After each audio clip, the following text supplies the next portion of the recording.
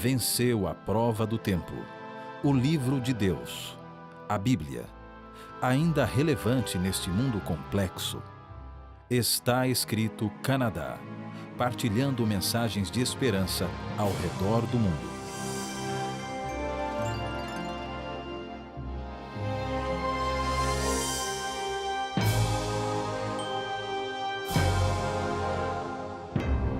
Bem-vindo a mais um programa Está Escrito. Eu sou Evaldo Vicente, é um prazer ter você aqui conosco. Hoje eu tenho um convidado especial aqui, pastor Edgar Nunes. Bem-vindo. Muito prazer estar aqui consigo. Obrigado por estar aqui conosco. E hoje nós vamos discutir alguns assuntos da Bíblia, né? Essa é a nossa fonte de inspiração e a nossa regra de fé. Mas quem sabe, pastor, antes de começarmos o nosso assunto hoje, para benefício daqueles que quem sabe não lhe conhecem, o senhor faça uma breve introdução de quem o senhor é, de onde veio e onde está trabalhando. É um prazer. Eu nasci em Angola, sou presentemente pastor da Igreja Adventista de Toronto e gosto muito de estudar a Bíblia e de ensinar a Bíblia. Ótimo, ótimo. Bom, e por falar em Bíblia, o nosso assunto hoje aqui é a lei de Deus. Existe muita controvérsia se a lei ainda é válida, se a lei não é válida, se nós somos salvos pela graça, se devemos guardar a lei ou não. E não existe lugar melhor para encontrar respostas senão na Bíblia, não é? Então, eu queria ver a sua impressão sobre esse assunto. Primeiro, de onde surgiram os mandamentos? Por que é que Deus veio com os mandamentos? Por que eles surgiram? Por que Deus estabeleceu esses mandamentos? E o que são os mandamentos? Porque para alguns pode parecer uma carga ter que obedecer mandamentos, ou eles podem olhar para os cristãos como aquele povo que não tem liberdade. Por que é que Deus criou os mandamentos? Deus criou os mandamentos como base do seu governo. Ele criou os mandamentos para o nosso bem. Ele criou os mandamentos para governar a nossa relação com Ele e a nossa relação um com o outro. A Bíblia, em Salmos 111, versículos 7 e 8, nos dá a resposta à sua pergunta. Ele, nosso Deus, é fiel e justo em tudo o que faz. Todos os seus mandamentos merecem confiança. Eles permanecem para sempre, pois se baseiam na verdade e na honestidade. Os mandamentos de Deus são para o nosso bem, pois eles refletem o caráter de Deus. E como diz aqui, né, eles permanecem para sempre. Por quê? Se eles são uma expressão do caráter de Deus, e Deus é eterno, não tem começo nem tem fim, os mandamentos de Deus também sempre foram válidos e sempre o serão, porque são uma expressão do próprio caráter de Deus. Né? Precisamente, os mandamentos são internos porque Deus é eterno. Porque Deus é eterno. Agora, ficou claro aqui então que Deus estabeleceu como um código, digamos um código que é eterno, porque ele é eterno, um código que regulamenta, que dirige, que rege, não é? Todas as atividades no universo. Mas qual o benefício para nós? E tem uma passagem bíblica que eu queria trazer aqui, que é Romanos, capítulo 3, verso 20. Romanos 3, 20. Que dá aqui essa explicação de qual o benefício que eu e você, como seres humanos, podemos ter, então, da lei de Deus. Diz assim: visto que ninguém será justificado diante dele por obras da lei, em razão de que pela lei vem o pleno conhecimento do pecado. Então, aqui é um detalhe interessante, não é? Um dos benefícios que nós, seres humanos, podemos ter em guardar a lei de Deus, em observar a lei de Deus, é que ela nos dá o conhecimento do pecado. Ela nos aponta as nossas limitações e os nossos erros, né? Esse é mesmo um dos propósitos porque Deus nos deu a lei. É algo que nós não gostamos de saber, é conhecer aquilo que é bom, aquilo que é mau, aquilo que é certo, aquilo que é errado. Então a lei de Deus revela precisamente isso, revela o que é certo e revela quando nós estamos no caminho certo e no caminho errado. Ela nos aponta as nossas limitações e cabe a cada um de nós, então, tomar uma decisão em relação àquilo que vem ao nosso conhecimento. Mas essa é uma função importante da lei de Deus. Tem mais algum benefício que o ser humano pode ter em guardar a lei? Com certeza, com certeza. Nós somos pecadores e como pecadores precisamos de ser restaurados. E a lei de Deus exerce essa mesma função. Ao obedecermos a lei de Deus, poderemos seguir os caminhos que nos levam à restauração da nossa alma. Eu poderei ler em Salmos, capítulo 19, versículo 7, o seguinte: a lei do Senhor é perfeita e restaura a alma. O testemunho do Senhor é fiel e dá sabedoria aos simples. Nós sabemos que, como um quadro, nós pensando num quadro feito por um grande pintor, nós sabemos que se esse quadro for exposto ao sol e à luz e à chuva, esse quadro eventualmente irá precisar de ser restaurado. Nós, como seres humanos, devido ao pecado, precisamos de ser restaurados. E é a lei de Deus que nos leva a podermos ser restaurados à imagem de Deus. Essa é uma imagem bíblica muito bonita, né? E quando a gente pensa que Deus criou o ser humano à sua imagem, né? Deus criou o homem e mulher à imagem dele, e infelizmente entrou um elemento aí que distorceu as coisas, que foi o pecado, mas Deus quer agora, Ele usa essa lei para que Ele possa nos ajudar a restaurar-nos à imagem que nós tínhamos, a perfeição que nós tínhamos antes. Enquanto estivermos aqui na Terra, nós vamos viver com essa realidade do pecado, mas Deus quer nos restaurar, nos trazer o mais próximo possível daquilo que era originalmente. Essa é uma imagem bonita. E tem uma outra que eu queria chamar a atenção aqui, que está em Salmo, no capítulo 19, no mesmo capítulo 19, verso 11, mais à frente aqui, diz assim: Senhor, os teus ensinamentos dão sabedoria a mim, teu servo, e eu sou recompensado quando lhes obedeço. Então aqui fala da sabedoria, que a gente tinha citado ainda há pouco aqui. Os mandamentos trazem sabedoria e eu sou recompensado. Eu entendo que a lei de Deus, ela de uma certa maneira, nos protege. Não é? É a mesma coisa, você pensa assim, por que eu tenho que usar o cinto de segurança? Você usa o cinto de segurança, não é para não receber uma multa, não é porque você tem medo do policial. Você usa o cinto de segurança para proteger você. Precisamente. E a lei de Deus é assim. A lei protege você de entrar em problemas na vida, de se complicar, de sofrer, de se machucar. A lei de Deus oferece essa proteção. Eu creio que é isso que o salmista está falando aqui. Precisamente. Do momento em que nós nos afastamos de Deus, nós, por assim dizer, vivemos em escuridão. Começamos a desconhecer aquilo que é certo, o que é errado. E é a lei de Deus que nos dá sabedoria. Assim como já leu, o Senhor, os teus ensinamentos dão sabedoria a mim, teu servo. Eu sou recompensado quando lhes obedeço. Há sempre uma bênção divina quando nós começamos a obedecer a lei de Deus. Conhecemos os seus caminhos, conhecemos a verdade e somos recompensados com sentido de paz, de prazer em sabermos que estamos a fazer a vontade de Deus. Mas aí entra uma pergunta, por exemplo, se eu digo que a lei ela me protege, né, ela me oferece essa proteção, essa cobertura, para que eu não complique minha vida, não me machuque, não machuque os outros, não é? Então vem a ideia de algumas pessoas que assim, bom, mas então a gente vive debaixo da lei, porque eu estou protegido pela lei, eu vivo debaixo da lei. E afinal, vivo eu debaixo da lei ou vivo eu debaixo da graça? No que diz respeito à nossa relação com Deus, naturalmente que nós só somos salvos pela graça de Deus, completamente, não é? Mas ao aceitarmos a Deus, ao sermos aceitos por Ele, pela graça, é o nosso desejo obedecermos a Deus. E então, imediatamente, começamos a ter a vontade e o desejo de seguir a Deus, seguindo os seus mandamentos. Mas a Bíblia é clara, assim, em relação a ser salvo pela graça? A Bíblia diz isso precisamente claramente? O apóstolo Paulo, no livro de Romanos, nos dá esse ensinamento. Romanos, capítulo 6, versículo 14. Porque o pecado não terá domínio sobre vós, pois não estáis debaixo da lei, mas sim da graça. Então é pela graça. Não é? A salvação é sempre pela graça. Não é nada que nós possamos fazer para podermos ganhar a salvação em Cristo. Mas aí vem uma outra pergunta. Bom, somos salvos pela graça. Estamos debaixo da lei no sentido de que a lei nos protege de problemas. Mas somos salvos pela graça. Mas somos salvos pela graça, por que guardar a lei? Parece um ciclo vicioso, né? Por que eu tenho que guardar a lei, então? É uma boa pergunta. É uma pergunta que muitos de nós que lemos a Bíblia fazemos. Não é? É um ponto de uma certa disputa de opinião. Há diferenças de opinião sobre esse ponto, não é? Mas quem aceita Deus pela graça torna-se seu filho pela graça, pelos méritos de Cristo. E como filhos de Deus, qual é o nosso desejo? Como filhos de Deus, queremos seguir e fazer a vontade de Deus. E uma das maneiras de podermos fazer a vontade de Deus é obedecer os seus mandamentos.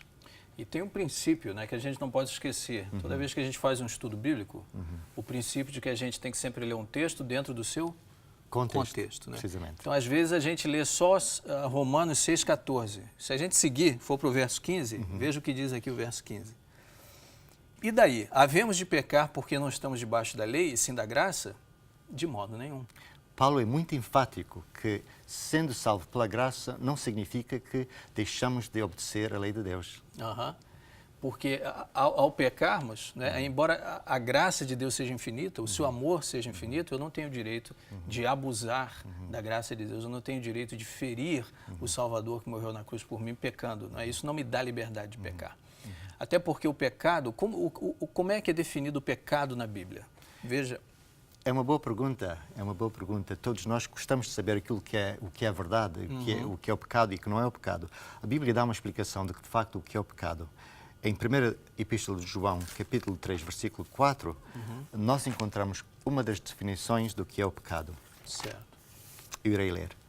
Todo aquele que pratica o pecado também transgride a lei, porque o pecado é a transgressão da lei. Transgressão da lei. E nós falamos aqui ainda há pouco que Deus criou o mundo perfeito, criou o ser humano à sua imagem, e houve um elemento que entrou na história da humanidade que distorceu tudo isso, que foi o pecado, a entrada do pecado no mundo. Né? E esse elemento pecado, ele acaba nos separando de Deus. Né? E quando a Bíblia diz que o pecado é a transgressão da lei, eu devo evitar, portanto, transgredir a lei, eu devo evitar ir contra a lei, porque quando eu vou contra a lei, quando eu me coloco em oposição à lei de Deus, eu estou pecando. E o pecado é justamente esse elemento que me separa de Deus. A Bíblia é clara com isso. Eu queria ler esse texto aqui em Isaías, capítulo 59, Isaías 59, 1 e 2. Diz assim que, vejam, o braço do Senhor não está encolhido para que não possa salvar, e o seu ouvido não é surdo para que não possa ouvir. Mas as suas maldades separam vocês do seu Deus, os seus pecados esconderam de vocês o rosto dele. Então, eu não quero viver uma vida separada de Deus, eu não quero ter a sensação de que estou distante de Deus por causa do pecado. Essa foi a sensação que Adão e Eva tiveram no Jardim do Éden. Precisamente, foi uma sensação que eles começaram a ter logo que transgrediram a lei de Deus. Houve uma separação entre ele e Deus. E foi pela primeira vez que eles começaram a sentir afastados de Deus. Este conceito da separação é algo que nós podemos presenciar na nossa vida diária. Por exemplo, um filho desobedece ao pai ou diz uma mentira, cria imediatamente uma separação entre o filho e o pai, e cria um certo sentimento que leva a essa separação. E, precisamente, a Bíblia diz que quando nós transgredimos a lei de Deus, começamos a ter essa separação com Deus. E foi também o peso que o próprio Jesus sentiu. Né? Jesus nunca pecou, mas carregando o peso do pecado da humanidade toda, o meu e o seu pecado, o pecado do mundo inteiro, ele, ali nos últimos momentos ele clamou, Senhor, Senhor meu Deus, por que me desamparaste? Deus meu, por que me desamparaste? Deverá ter sido, sem dúvida, o momento mais difícil da vida de Cristo. Imagina, né? Ele, como Filho de Deus, tinha um contacto contínuo com Deus através do Espírito Santo, mas naquele momento sentiu-se sozinho e completamente abandonado. Foi um momento de grande angústia. E é algo que Deus não quer que nós possamos ter nas nossas vidas. Por isso, chama-nos a obedecer à lei de Deus. Exatamente. Então, veja, recapitulando aqui, fica claro que a lei de Deus foi estabelecida como um código eterno que rege o universo e também é aplicável à nossa vida, para o nosso bem-estar. A lei de Deus, ela nos aponta as nossas limitações, os nossos erros, não é? A lei de Deus, ela nos leva a reconhecer o pecado, e a lei de Deus, quando nós vamos em oposição à lei de Deus, estamos pecando, porque o pecado é a transgressão da lei. E há um outro ponto importante também, que é a lei de Deus, ao nos levar a reconhecer que somos pecadores, que eventualmente nos leva a reconhecer que precisamos de ter um Salvador. Se não houver lei, não existe pecado. E se uma pessoa não sentir que é um pecador, não tem necessidade de ser salvo. Por isso, a lei e a salvação estão relacionadas uma com a outra. E eu entendo que isso é o que gera, né? Isso, na verdade, é o que motiva o cristão, aquele que teve, de fato, um encontro com Cristo, que entregou sua vida ao Salvador. É isso que gera o cristão a guardar a lei, como resposta a esse amor. Né? A Bíblia tem um texto claro sobre isso, tem pelo menos 2 textos que nós vamos ver aqui. Um deles é Romanos, capítulo 3, verso 28 a 31. Romanos 3, 28 a 31. Deixe-me ler esse texto. Pois não. Concluímos, pois, que o homem é justificado pela fé. O homem é salvo pela fé, independentemente das obras da lei. Não há nada que nós possamos fazer em obediência a obedecer a Deus que nos leve a ganhar a salvação. Anulamos, pois, a lei pela fé? Essa é a grande pergunta que Paulo faz. Não, de maneira nenhuma. Antes, confirmamos a Deus. Ora, se nós temos fé em Deus, iremos ter fé naquilo que Ele estabeleceu, que foi a sua lei. Aham. E Paulo, ele é enfático aqui, não é? Bastante. Ele já tinha falado aqui, ele fala aqui, fala no capítulo 6 também, né? Ele repete a mesma ideia de que somos salvos pela graça mediante a fé. Mas, em resposta a esse amor, nós confirmamos a veracidade de Deus, confirmamos a honestidade dos seus preceitos, quando, em resposta a esse amor, nós obedecemos a Ele. Né? De acordo com a teologia de Paulo, não há nenhuma separação entre a lei e a fé, ou a lei e a graça. São dois pontos doutrinários que estão relacionados. Se nós temos fé na graça de Deus, iremos ter fé na lei que Deus criou. Perfeito. Eu queria ler João 14, 15. João 14, 15. Evangelho de João, capítulo 14, verso 15. É um versículo maravilhoso. Maravilhoso, não?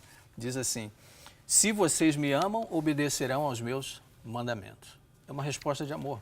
Fantástico, Uma fantástico. resposta de amor. Deus criou o mundo, criou o ser humano à sua imagem, não é? E enviou Jesus para morrer por nós como prova do seu amor. Não há amor maior do que esse. E como resposta a esse amor, amor gera amor, né? Como resposta a esse amor, eu tenho prazer e alegria em guardar os mandamentos de Deus. Eu não sei qual foi a sua experiência, Ivaldo, quando começou a namorar. Aquele amor que teve pela sua namorada motivou imediatamente a querer obedecer, a querer, como é que eu ia dizer, a querer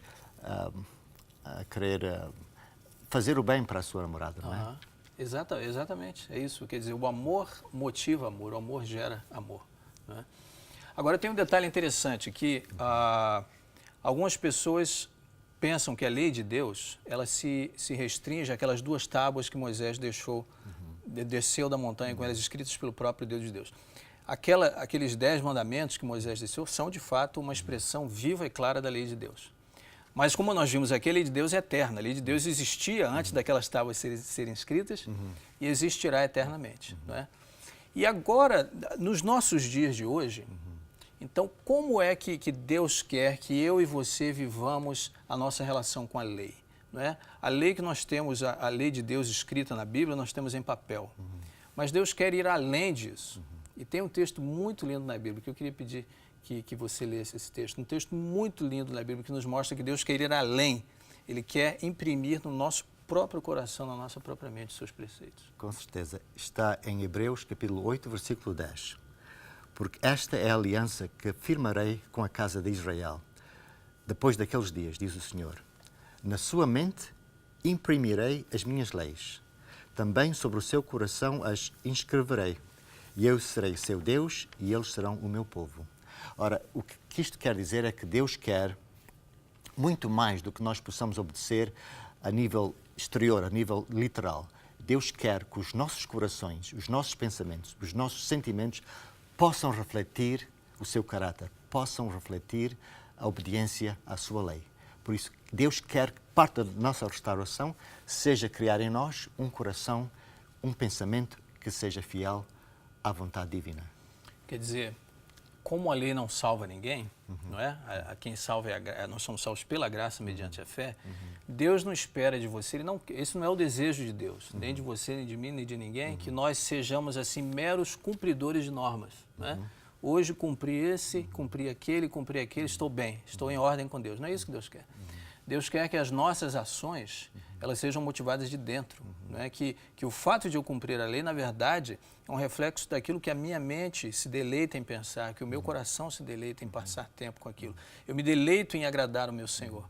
Então, por isso, as minhas ações refletem essa decisão. É nesse sentido que a lei de Deus está sendo impressa no nosso coração, na nossa mente. É o ideal que Deus tem para cada um de nós, que nós possamos, dentro de nós mesmos, possamos ter o desejo de ser obedientes à vontade divina, que os nossos pensamentos, as nossas atitudes sejam uma reflexão do seu caráter e sejam uma reflexão da nossa vontade de obedecer a Deus. Amém. Tem um outro texto aqui que eu quero chamar a atenção, que também segue nessa linha. Salmo 40, verso 8. Salmo 48. Um texto precioso. Diz assim: agrada-me fazer a tua vontade, ó Deus meu. Dentro do meu coração está a tua lei. Confirma o que a gente acabou de dizer. Precisamente. Este foi um salmo escrito por David, não é? E David demonstrou que tinha interesse, tinha um desejo dentro do seu coração guardar a lei. e disse, agrada-me fazer a tua vontade. Era o prazer dele fazer a vontade divina. E também deve ser o nosso prazer, como filhos de Deus, fazer a vontade divina. Nós temos os nossos altos e baixos, né? Temos as nossas falhas, caímos, levantamos, mas esse prazer, essa alegria em servir a lei de Deus deve ser algo que nós nunca devemos perder de vista. Devemos buscar isso, porque realmente no momento em que a lei de Deus estiver inscrita no nosso coração, teremos prazer em servi-lo, teremos prazer em adorá-lo. E a nossa vida vai refletir essa nossa disposição, essa nova disposição da nossa vida. Agora, nós vemos que, através de toda a Bíblia, acabamos de ler aqui um texto escrito pelo salmista, né?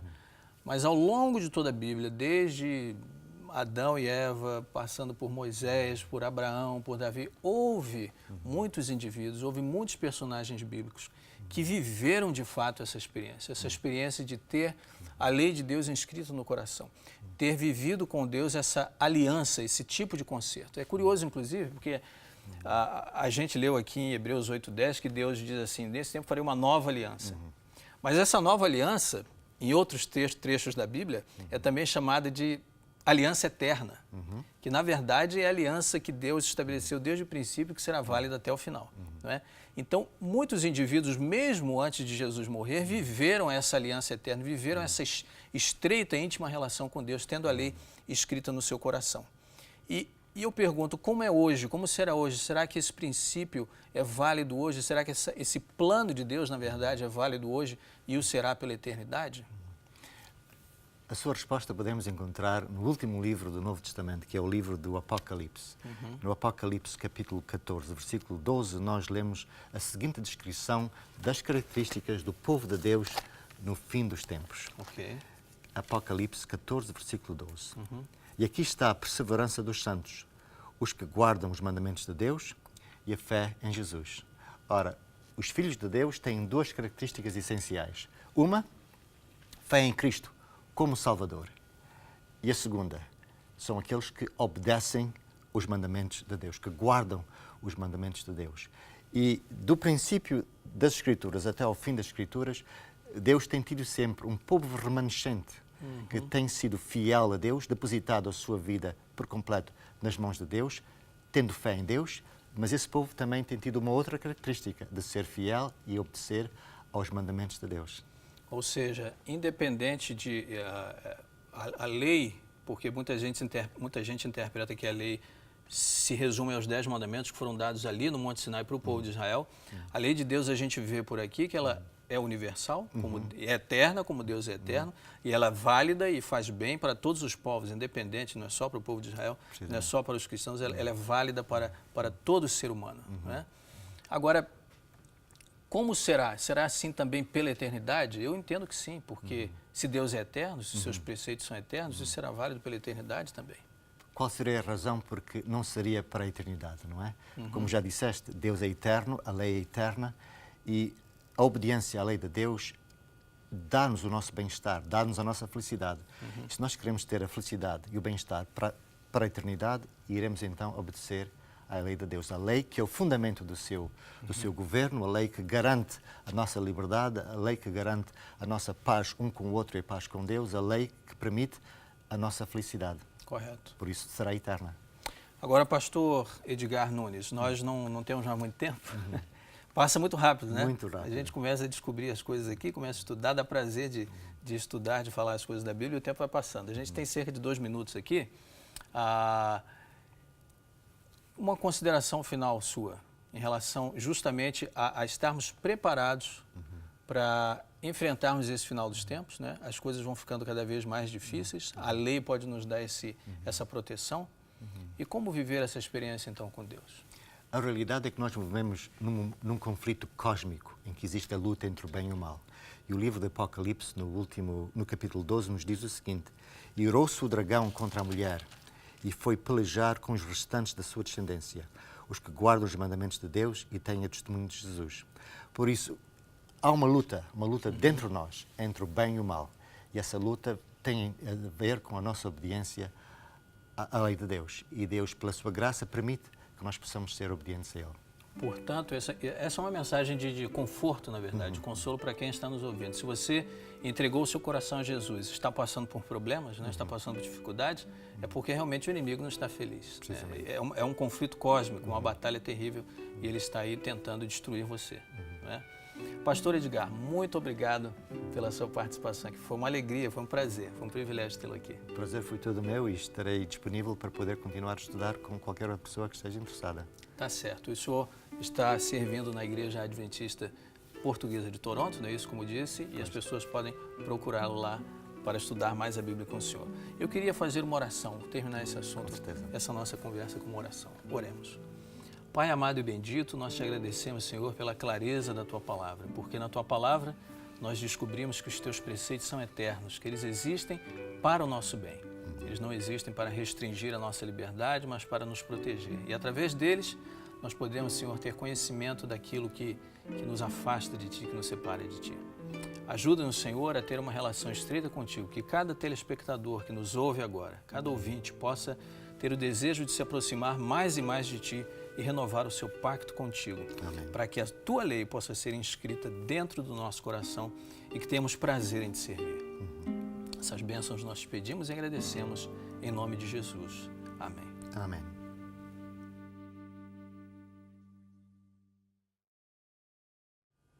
Chegamos ao final de mais um programa Está Escrito. Obrigado por ter você aqui conosco. Obrigado, Pastor Edgar. Espero que tenhamos outras oportunidades aqui juntos. Será um grande prazer.